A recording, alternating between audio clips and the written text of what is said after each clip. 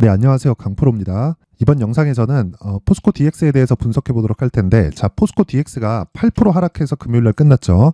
걱정하시는 분들이 많을 것 같습니다. 근데 2차 전지 관련돼서 굉장히 큰 호재가 나왔습니다. 물론 포스코 그룹에 해당하는 부분은 아니지만 양극재에 대한 이 수주 규모가 이제 40조를 넘어섰습니다. 한 번 계약에. 자, 그렇다는 건 공장의 가동도 빠르게 돌려야 된다는 거겠죠.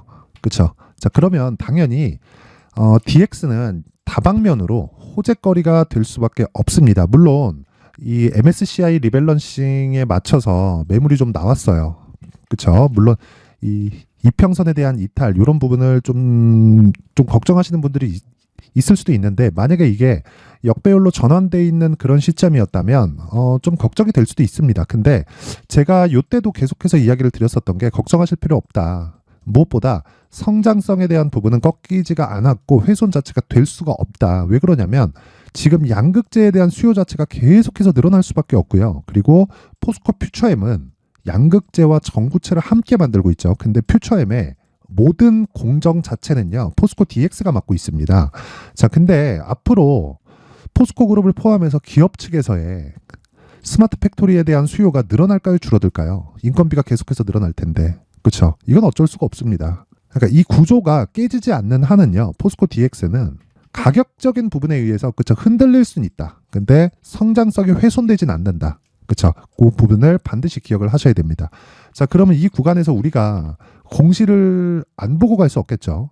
일단 공매도는 죽었다. 공매도는 에코프로 그룹이 상승을 하게 되면 포스코 퓨처엠의 급등을 할 테고요. 그러면 당연히 포스코 DX까지도 영향을 받을 수밖에 없기 때문에 내가 월요일 날 급등하는 건 당연하다. 근데 급등하는 과정에서 내가 어느 정도의 물량을 추가할지를 체크를 해보자. 자, 그래서 제가 공시 내용부터 한번 체크를 해보겠습니다. 자, 에코프로 BM의 공시 내용인데, 자, 요 내용입니다. 자, 여기 보시면 43조 8,676억 1,552만 4,480원 43조짜리 43조 8,670억짜리 계약이 터졌습니다. 정말 어마어마합니다. 그렇죠? 그리고 계약 상대방은 삼성 SDI입니다. 삼성 SDI.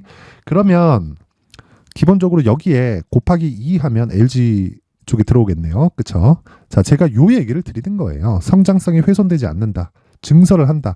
자, 요런 내용이 있었습니다. 코스모 신소재 있죠. 코스모 신소재가 고객사로부터 5월 달에 고객사로부터 요청을 받았어요. 그 요청이 무슨 요청이었냐? 너네 양극재 공장 좀 늘려라. 그쵸? 고객사가 그랬어요. 근데 고객사가 그럴 권한이 없죠. 그쵸? 그렇게 이야기를 하려면 뭘 해야 됩니까? 먼저 투자를 해야 된다. 자, 그래서 코스모 신소재에서 뭘 했느냐? 유상증자를 했습니다. 그쵸? 근데 증설에 대한 유상증자는 물량 부담은 있지만 호재로 작용할 수가 있습니다. 근데 단기적인 물량 부담 때문에 주가가 눌릴 수도 있죠. 자, 장기적으로 보면 호재거리가 될 수밖에 없지만 단기적인 물량 부담으로 인해서 코스모 신소재가 상대적으로 약한 모습을 보였었던 건 사실입니다. 근데 저는 이때 어떤 생각을 했었냐면, 양극재에 대한 수요는 늘어날 수밖에 없고 늘어나면 늘어날수록 포스코 그룹을 포함해서 에코프로 그룹의 움직임은 좋아질 수밖에 없다. 근데 단기간에 사실 많이 오르기도 많이 올랐잖아요. 자, 포스코 DX 말고도 5월, 6월 지나서 7, 8월 동안 얼마나 많이 올랐습니까? 자, 보시면, 자, 포스코 퓨처엠도 7월 달까지 정말 큰 폭으로 많이 올랐죠. 그렇죠? 그리고 에코프로도 마찬가지입니다. 5월 달 뭐 이렇게 쉬고 6월, 7월 해가지고 굉장히 큰 폭으로 강세를 보였고, 여기 포스코 퓨처엠도 마찬가지인데 굉장히 큰 폭으로 강세를 보였어요. 근데 이 과정에서 어떤 일이 있었느냐? 단기적인 오버슈팅 구간이 발생을 한 거죠. 그렇죠? 그래서 나왔는데 공매도들이 찍어 누르면서 언더슈팅이 발생을 해버렸다. 근데 이런 과정에서 포스코 DX는 가격대를 버텼고, 버틴 상황을 빗대어서 보자면요, 상대적으로 여러 가지 호재를 같이 가지고 있었기 때문이다. 그렇죠? 초전도체 관련주인 신성델타테크 같은 경우에도 전 요 내용을 좋게 보지는 않는데, 이 신성델타테크 같은 경우에도 동일한 테마에 있는 종목들보다 가격대를 더 오래 지켰었던 이유가 그겁니다. 무슨 이야기냐면, 관련된 내용 말고도 다른 쪽의 호재를 다 품고 있었거든요. 자, 그래서 제가 이야기를 드리는 거예요. 이 포스코 DX 같은 경우에도요, 포스코 DX만 딱 볼 게 아니라 관련된 내용을 보면, 그쵸? 포스코 퓨처엠 그렇고, 에코프로 그렇고, 상대적으로 계속해서 강한 움직임을 보이고 있었다는 건 이걸 우리가 이렇게 해석을 하는 겁니다. 상대적으로 강한 움직임을 보이는 건 다방면의 호재를 품고 있다. 하지만 그런 과정에서 수급적인 불안 요인으로 인해서 그쵸? 단기적으로 이런 움직임이 나올 수도 있지만 그쵸? 하루에 8%씩 빠지는 자, 이게 패시브 자금이 들어올 게 예정되어 있으니까 이때 맞춰서 물량을 때릴 수도 있겠죠. 근데 이런 부분은 일시적일 수밖에 없고 이런 과정을 잘 활용을 하게 되면 내가 가격을 단기적으로 싸게 잡을 수 있는 상황을 만들 수 있다. 그렇죠? 그래서 지금 중요한 게 포스코 DX의 가격 그리고 단기 보유 전략이 필요하고요. 제가 한 가지 더 이야기를 드리고자 하는 건 이 내용입니다. 자, 에코프로 BM의 이 내용. 시간이 18시 25분 12월 1일 어떻습니까? 시간회가 딱 끝나고 나서 공시를 딱 했다. 근데 계약 금액이 43조 8천억, 44조짜리다. 그러면 이게 갑자기 뭐 저녁 먹다 그래 합시다 해가지고 한 건 아니겠죠. 그렇죠? 애초에 계속해서 조율하고 딜이 있었는데 딱 시간회가 끝나고 에코프로 그룹에서 발표를 했다. 자, 그렇다는 건 이게 무슨 이야기가 되죠? 뭔가 노리는 게 있다. 그렇죠? 에코프로에서 공매도를 겨냥하고 있다. 이렇게 해석이 됩니다.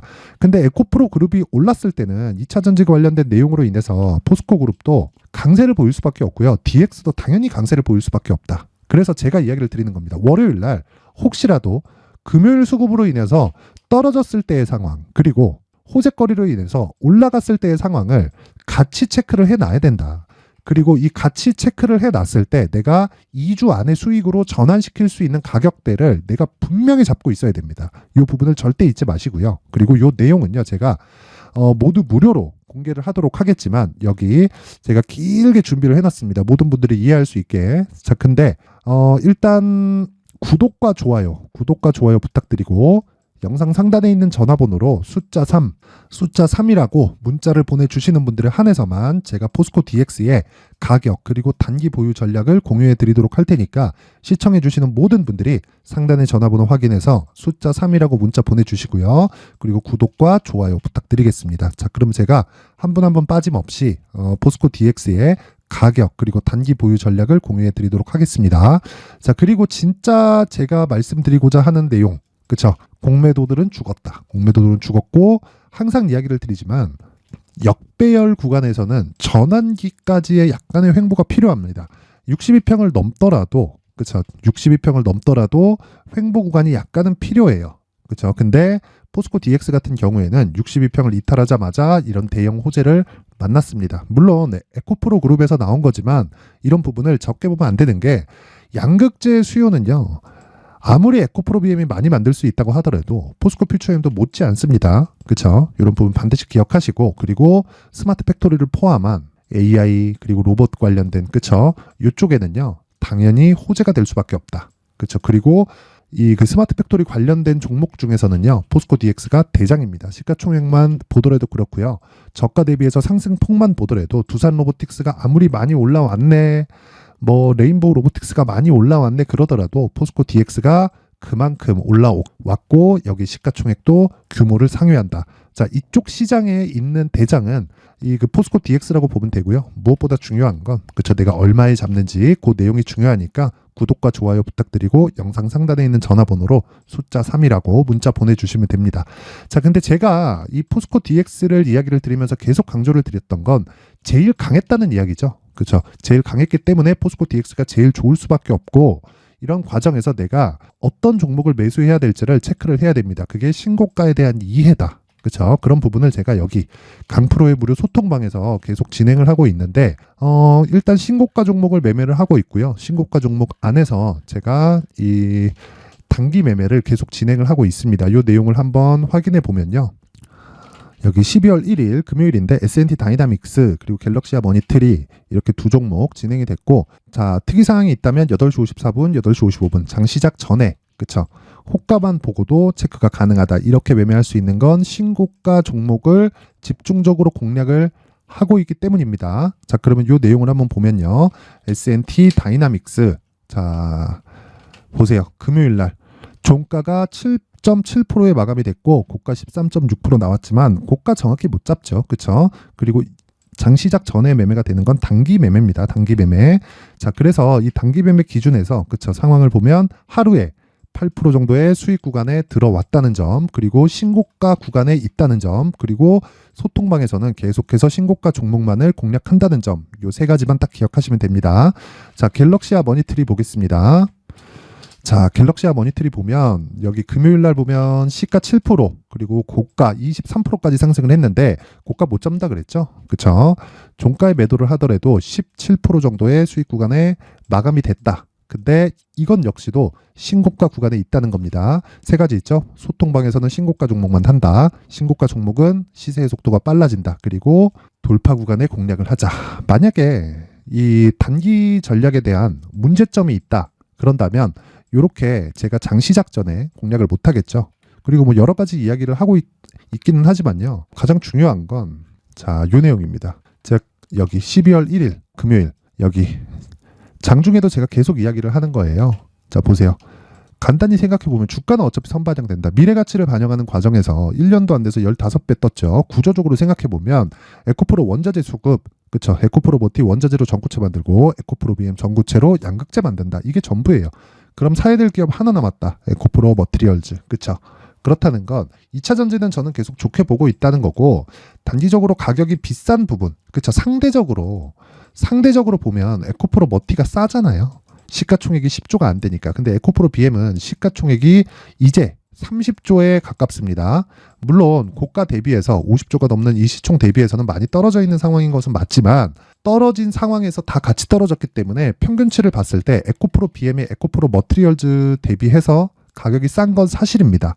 그래서 제가 말씀드리는 거예요. 에코프로 머티리얼즈에 대한 호재거리가 있고, 포스코 DX는 양극재가 늘어나면 늘어날수록 공장 가동은 늘어날 수밖에 없기 때문에 스마트 팩토리를 포함한 AI 관련된 그리고 뭐 협동 로봇 관련된 수요는 계속될 수밖에 없다. 근데 이게 개인의 수요가 아니라 기업의 수요입니다. 기업의 수요가 계속됐을 때는 어떻게 해야 된다? 신고가 구간을 철저히 공략해야 된다. 그리고 여기 강프로의 소통방에서는 신고가 종목을 지속적으로 공략을 하고 있다. 그래서 하루에 뭐 7에서 8% 그쵸? 요 정도의 수익을 얻고 있는 기준이 되는 게 신고가 매매가 됩니다. 자, 그래서 내가 정말 이 매매하는 과정에서 조금 힘들다 하시는 분들은요, 소통방으로 입장하시면 되고, 제가 무료로 오픈을 하겠습니다. 근데 딱 첫문까지만 받도록 할 테니까 구독과 좋아요 부탁드리고요. 영상 상단에 있는 전화번호로 참여라고 문자를 보내주시는 분들에 한해서만 제가 강프로의 무료 소통방 입장 링크를 순차적으로 공유를 해드리도록 하겠습니다. 다 무료로 진행을 하고 있으니까 정말 종목이 필요하다. 그쵸? 어떤 식으로 가격을 잡아야 되는지 모르겠다 하시는 분들은 여기 소통방으로 입장을 하시면 제가 한 분 한 분 빠짐없이 입장 링크를 순차적으로 공유를 해드리도록 하겠습니다. 자, 항상 긴 영상 봐주셔서 감사드리고요. 그리고 모든 분들이 성공 투자하셨으면 좋겠고, 제가 23년 하반기 그렇죠. 이제 12월인데 강세를 보일 수 있는 종목 내년 초까지 그 종목에 대한 내용을 제가 준비를 해놨으니까 영상 끝까지 시청하세요. 네, 올 한 해를 뒤돌아보니까 구간별로 큰 수익이 나왔었던 종목들이 꽤 많이 보입니다.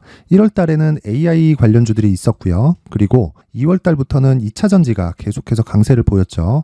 자, 그리고 나서 3월 달이 되니까 AI 반도체 관련주들이 신고가를 만들면서 5월 달부터 시세를 큰 폭으로 냈죠. 저가부터 따진다면 한미반도체와 같은 종목들도 올 한 해 6배 정도의 시세가 나왔습니다. 혹시라도 올해 수익을 보지 못하신 분들이 있다면요, 어떻게 시세가 움직이는지 반드시 익혀 놓으셔야 되고요. 만약에 그런 부분이 아직 준비가 되어 있지 않다면 어중간한 종목들 사고팔고 하지 마시고요. 딱 한 종목에 비중을 제대로 넣어서 확실하게 수익을 보는 방법이 필요합니다. 자, 그래서 제가 23년 12월 달 강프로의 대시세 종목을 준비를 해왔고요. 이 종목은 대기업을 상대로 안정적인 매출 구조를 갖추고 있는 데다가 이 규모가 40%를 넘나들고요. 호황기 때는 50%를 넘나드는 역대급인 이익 구조를 갖추고 있어서 대체 불가능한 기업이라고 보셔야 됩니다. 자, 지금 현재 주요 거래처는요, 삼성전자, 인텔, 하이닉스, TSMC, 엔비디아까지 모든 반도체 업체를 고객사로 확보하고 있는 상황이고요.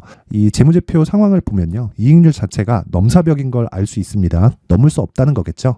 첫 번째 급등 포인트를 보면요, 앞서서 보여드렸었던 실적은요, 23년도 개화 시기에 접어들었었던 AI 반도체의 실적이 포함되지 않은 실적입니다. 자, 그런데 올 한 해 개화 시기에 접어들었었던 새로운 반도체의 실적치가 더해지면요, 질적인 성장보다 양적인 증가가 함께 이루어지게 되고요. 그런 부분을 한미반도체가 이미 시세로 보여줬죠. 저가부터 6배 강세를 보인 상황이 있습니다. 강프로의 무료 소통방이죠. 어떻게 매매를 했느냐? 5월 25일 날 그쵸? ISC를 49,800원에 매수를 했고요. 자, 그리고 나서 2달도 되지 않아서 한 100% 정도의 수익을 만들어냈습니다. 자, 근데 6월 2일 날 내용 한번 확인해 보시면, 자, 한미반도체 26,000원까지 올려서 잡겠다는 내용이 있죠. ISC와 함께 새로운 반도체 관련 종목입니다. 이때 당시 가격이 25,650원이었는데 그냥 올려서 잡으라는 거겠죠. 지금 현재 한미반도체 가격이 62,000원인 걸 본다면요. 항상 주가는요. 신고가 이후에 공략하는 것이 좋고, 그랬을 때 단기간에 100% 수익이 가능한 구조를 만들 수 있습니다. ISC도 그렇고 한미반도체도 마찬가지예요. 당연히 에코프로도 마찬가지입니다. 두 번째 급등 포인트를 보면요. 자, 개인용 PC를 비롯해서 서버, 클라우드, 그리고 우리가 사용하는 스마트폰까지 기본적인 PC 구조와 동일하고요. 새로운 반도체의 구조도 동일한 구조를 갖추고 있습니다. 자, 근데 한미 반도체의 상승 이유도요. 이러한 구조가 동일하게 진행되기 때문이고, 이 구조는 절대로 바뀔 수가 없습니다. 11월 달에 새로운 뉴스가 나왔습니다. 자, 온 디바이스까지 더해지면 비메모리의 사용처는 계속해서 증가할 것은 너무 당연한 이야기고요. 그런 부분을 감안했을 때 이 기업은요. 질적인 부분에 대한 성장이 아니라 양적인 증가까지 이룰 수 있는 상황이 된 겁니다. 한미반도체의 시세를 보면 아직은 굉장히 저렴한 상태를 유지하고 있고요. 세 번째 상황을 보면요. 엔비디아의 실적인데요. 이건 올해 초 대비해서 4배 정도의 상승폭이 나왔고요. 주가도 그 정도가 당연히 올랐죠.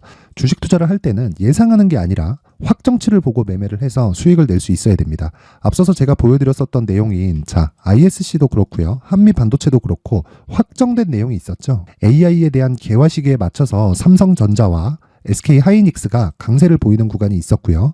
엔비디아가 강세를 보였습니다. 자, 삼성전자도 그렇고 하이닉스도 그렇고 엔비디아도 마찬가지고요. 생각해 보시면 세력들이 어찌할 수 없는 정도의 사이즈를 가지고 있는 그런 종목들이죠.